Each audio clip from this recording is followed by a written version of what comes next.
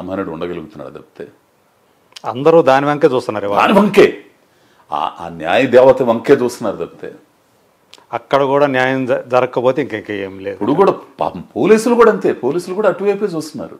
మాకేంట్రా బాబు ఈ కర్మని, ఏం చేస్తారు. నాకు నిన్న ఒక వంశీ అని ఒక కుర్రాడు కథ చెప్పాడండి. అందులో ఒక పాయింట్ చెప్పాడు. ఓ స్టేషన్కి సబ్ ఇన్స్పెక్టర్ వచ్చాడు, ఎస్ఐ వచ్చాడు. వాడిని అక్కడ ఉన్నోడు పంపించేశాడు. ఆ పాని అబ్బా నువ్వు సంతకం పెడితే ఉంటావు, లేదంటే లేదు, రేపు ట్రాన్స్ఫర్ అయిపోతుంది. ఆ పాని వెళ్ళిపోయాడు. నెక్స్ట్ వచ్చేవాడు కూడా అట్లానే చేసి ఆ పాని ఎంతమందిని మారుస్తాడు, ఎంతమందిని మారుస్తాడు. వాడు ఒక 5 ఏళ్ళు ఉంటే వాళ్ళు కమిటెడ్గా ఉంటే పోలీసులు కనుక అవును ఈ జరగవు, వీళ్ళు చేయలేరు, వాళ్ళ చేత తప్పులు చేయించలేరు. సో ఏదైనా నీతి తర్వాత వాళ్ళకుండే ఇబ్బందులు వాళ్ళకుంటాయి. ఫాలో ది ఆర్డర్ అంతే, వాళ్ళు మనుషులే కదా, ఫాలో ది ఆర్డర్ అంతే. పై నుంచి నువ్వేం చెప్తే అది చేయాలి, తప్పదు. సో ఇవన్నీ చూస్తా బాధపడుతూ ఉన్నావు. ఇవన్నీ కూడా అంటే ఇదివరకు ఇలాంటి వాతావరణం ఎప్పుడన్నా కనిపించేదా నీకు? ఇంత దారుణంగా లేదబ్బా, ఇంత దారుణంగా లేదు. మీకు విషయం తెలుసు, నీకు తెలుసో లేదో, రాజకీయ నాయకులు అంటే మన చిన్నతనంలో కూడా ఒక వయసు ఉన్నోళ్ళు, ఒక పెద్దరికంతో ఉన్నోళ్ళు పంచగట్టు కట్టుకుని ఆయన ఎమ్మెల్యే ఆయన ఇది అనుకునేవాళ్ళు. ఆ వయసు ఉన్నోడికి ఏంటి, జీవితం తెలుసు, సంసారం తెలుసు, కుటుంబం తెలుసు, బాధలు తెలుసు, ఉత్పత్తి ఎట్లా చేయాలి, సంసారంలో వచ్చే బాధలు ఏంటి, వాళ్ళని ఎట్లా పోషించుకుంటారు, వాళ్ళకి మార్గాలు ఏం చూపించాలి, పథకాలు ఏం పెట్టాలి, ఉత్పత్తి పెంచే మార్గాలు, ఇవన్నీ ఆలోచిస్తాడు. సమాజం గురించి ఆలోచిస్తాడు. సాధక బాధకాలని తెలిసి ఉంటాయి కాబట్టి. ఇప్పుడేంటండి నాకేం అర్థం కాదు. ఇట్లా యూత్ యూత్ యూత్ అంటారు, యూత్ అంతా వచ్చి కూర్చుంటే సరిపోయిద్దా?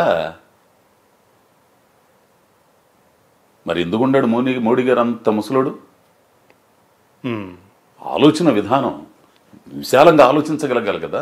అవును, చాలా విశాలంగా ఆలోచించగలిగిన వాళ్ళకి, ఆ అనుభవం ఉన్న వాళ్ళకి ఆ పదవి రావాలి. ఏం చేస్తే ఏమవుతుంది, ఎట్లా వెళ్ళాలి, ఎట్లా మంచి ఏంటి చెడు ఏంటి, తొందరపడితే ఏమవుతుంది, పర్యవసానాలు ఇవన్నీ ఆలోచించే కుర్రాళ్ళని తీసుకొచ్చి ఎందుకు పెట్టరండి? సో వీళ్ళు మాట్లాడుకునే భాష కూడా ఏంటి వ్యక్తిగతంగా ఎందుకండి అసలు? ఎవడైనా కానీ అవతలోడు కానీ యువతలోడు కానీ ఇప్పుడు రాజకీయానికి ఒక సిద్ధాంతం ఉంటుంది, ఒక ప్రాతిపదిక ఉంటుంది, ఇవన్నీ ఉంటాయి. నువ్వేం చేస్తున్నావు, నీ మేనిఫెస్టో ఏముంది, నీ రాజకీయ పార్టీ సిద్ధాంతాలు ఏంటి, అవి ప్రచారం చేసుకొని ఈ అధికారంలోకి రాగలిగితే మేము చేయగలుగుతాం అని నువ్వు చేసుకోవాలి. వ్యక్తిగతంగా అదిగా బూతులు తిట్టుకోవటం బా ఎక్కడ అంటే మామూలుగా ప్రేమగా తిట్టుకునే, మామూలుగా అనుకునే వేరు, ఇక్కడ అసలు ఆ భాష వేరుగా ఉంటుంది. భాష ఎంత నీచంగా ఉందంటే అంత నీచంగా ఉంటుందండి. అంటే మార్పు వస్తుందని ఖచ్చితంగా వస్తుందబ్బా. రాకపోతే నాశనం ఏకనం. మార్పు అనేది గనక మనుషులు గనక మారకపోతే, ప్రజలు ఇది గమనించి మార్పులు గనక చేసుకోకపోతే, వాళ్ళ జీవితాలకు సంబంధించి ఆలోచించకపోతే మాత్రం చాలా ఇబ్బంది పడతారు. అది ఏ పార్టీ అన్నా కానీ కాక. అంటే పవన్ కళ్యాణ్ గురించి, ఆయన పార్టీ గురించి నీకున్నటువంటి అవగాహన ఏంటి? అంటే నేను ఇంకోళ్ళ దగ్గర నుంచి కొనికి వెళ్తున్నా. కొనికి మీద కూడా హైదరాబాద్ రోడ్డు, అద్దంకి మీద నుంచి కొంచెం దగ్గరగా ఉంటుంది రూట్ అని చెప్పి సట్ వెళ్తుంటా. కొనికలో చూసే ఫస్ట్ టైం నేను జనసేన మేనిఫెస్టో అని చెప్పేసి ఒక్కొక్కటి రెడీ అమ్మ చాలా అద్భుతంగా ఉన్నాయి, ఇవన్నీ అద్భుతంగా ఉన్నాయి. ఈ జనంలోకి అంటే అందులో నేను బాగా అట్రాక్ట్ చేసినవి ఏంటి ఆ మేనిఫెస్టోలో? సమన్యాయం. ఓకే, ఏంది ఇవన్నీ బ్రహ్మాండంగా ఉన్నాయి, ఇవన్నీ కూడా కరెక్ట్గా చేస్తే ఇది బాగా మంచిగానే ఉంది. కమ్యూనిస్టు పార్టీ ప్రణాళిక దగ్గరగా ఉంది ఇది. ఇవన్నీ బాగున్నాయి. వీటిలన్నిటినీ గ్రౌండ్ లెవెల్లోకి తీసుకెళ్ళాలిగా. అవును, కొన్ని పార్టీలు ఇప్పటికీ నిలబడి ఉన్నాయి అంటే, కమ్యూనిస్టు పార్టీలు నిలబడి ఉన్నాయి అంటే, సీట్లు వస్తున్నాయా రావా అనేది పక్కన పెట్టండి. వాళ్ళకు ఉన్నారంటే ఒక గ్రౌండ్ లెవెల్ ఉంది, ఒక ఎర్రజెండా చూడంగా ఒక నమ్మకం, ఒక ఇది. ఇప్పుడు మామూలు బుజ్జో పార్టీలో ఉన్నోళ్ళకి కూడా కమ్యూనిస్టులు ఉండాలని కోరుకుంటారు, ఓకే, ఉండాలని కోరుకుంటారు. వాళ్ళకి రేపు గవర్నమెంట్ మీద పోరాటం చేయడానికి కూడా ఏదైనా ఉద్యమాలు చేయాలన్నా కానీ, రేట్లు పెంచారు, ఆర్టీసీ పెంచారు, విద్యుత్ పెంచారని చేయాలని ఈ పార్టీలు చేయాలన్నా, ఈ బూర్జువా పార్టీలు చేయాలన్నా కానీ వీళ్ళు అండ కావాలా? వీళ్ళు ఎందుకంటే నిజంగా నిలబడి ఉంటారు కాబట్టి, పోలీసు వాళ్ళు తమ్ముళ్ళు తింటారు కాబట్టి ఏండి.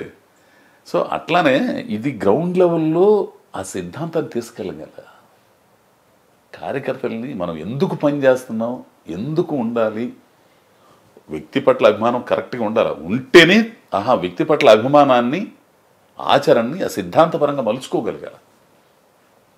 ఓకే, అది ఎక్కడో కొంచెం లోపెత్తుందేమో అనిపిస్తుంది ఒక్కోటంలో. ఆ పార్టీలోనా? అంటే ఆ గ్రౌండ్ లెవెల్లో బాగా ప్రిపేర్డ్ అవ్వాలి. ఆయన అయితే చెబుతున్నాడు, మీరు ఏళ్ళ చప్పట్లు వేయటం కాదు, ఓట్లు ఏంట్రా బాబు, ఏంది ఊరు లేరు, ఆయన పని చేయాలేడా, పని చేస్తేనే డబ్బులు, ఆ డబ్బులు తీసుకెళ్ళి ఖర్చులు పెట్టాలా, ఆడ ఏంది సొంత డబ్బులు ఖర్చులు పెట్టాలా. పాపం ఆయన ఏమైనా మొత్తం ఒరి ఇంత కష్టపడుతున్నాడు, మనకి ఇది కూడా మనం రాజకీయంగా ఎదగాలి, అసలు ఎందుకు పని చేయాలి ఆయన దగ్గర, ఏ పార్టీ అయినా కానీ మనం ఎందుకు పని చేస్తున్నాం, అవసరం ఏంటి మనకి, మన పని మనం చేసుకోవచ్చు కదా. అసలు అంటే ఒక పార్టీలో అవకాశాలు లేక ఇంకో పార్టీలో చేరదాం, ఆ పార్టీలో చేరితే ఏమైనా బెనిఫిట్ కలుగుతుందేమో, ఈ రకంగా చేరతారు. ఏ పార్టీ వచ్చినా కానీ ఉంటాయి, వలసలోనే ఉంటాయి, అటు ఇటు చేరటం ఉంటాయి, ఎన్నో ఉంటాయి. ఆ సిద్ధాంతాల మీద పనిచేసే ఇది కనపడట్లేదు ఎక్కడ కూడా, ఎక్కడైనా స్వార్థమే. సో అయితే ఈసారి అయితే మొత్తం 2024 ఎలక్షన్లకు సంబంధించి క్రియాశీలంగా అజయ్ ఘోష్ ఏమన్నా పనిచేసే అవకాశం ఉందా? క్రియాశీలంగా అంటే ఏదో చెయ్యాలని ఉంది, ఇంకా ఒక స్పష్టమైన దీనికి రాలేకపోయాను. ఓకే, చూద్దాం, అట్లా ఆలోచన చూద్దాం. మరి అంటే ఇప్పుడు సినిమా నటుడుగా రాణిస్తున్నటువంటి అజయ్ ఘోష్ రేపు ఏదైనా కావచ్చు, రాజకీయాల్లోకి రావచ్చు, రాకపోవచ్చు, ఇవన్నీ ఉంటాయి. సో ఆలోచనలు అయితే ఉంది, ఆలోచన అయితే మొదలంది, మార్పు కావాలని ఒక ఆలోచన అయితే ఉంది. ఫస్ట్ నుంచి మనం నడిచి వచ్చిన దారి అన్ని కానీ అక్కడ చేనేత ఉద్యమాలు కానీ ఇవన్నీ ఉండేవి కాబట్టి, ఆ ఉద్యమాల్లో ఆ ఆలోచన నడిచిన వ్యక్తి కాబట్టి, ఆ వామపక్ష భావజాలం ఉంది కాబట్టి, సో చూద్దాం. సంతోషం అన్న, చాలా విషయాలు నీ సరే ఎన్నో చూస్తుంటాం కానీ ఎంత ఇదిగా నాతో మాట్లాడుకుని అన్ని నిజంగా చాలా ఆనందంగా ఉంది. వృత్తిపరమైనటువంటి, వ్యక్తిగతమైనటువంటి, అట్లాగే నీ రాజకీయంగా, సామాజికంగా నీ భావాలు, అనుభవాలు ఇవన్నీ కూడా పంచుకున్నందుకు, మాతో ఎంతసేపు టైం వేచించినందుకు thank you so much. Thank you. Sun, celebrating 20 years of excellence in education. Come join us.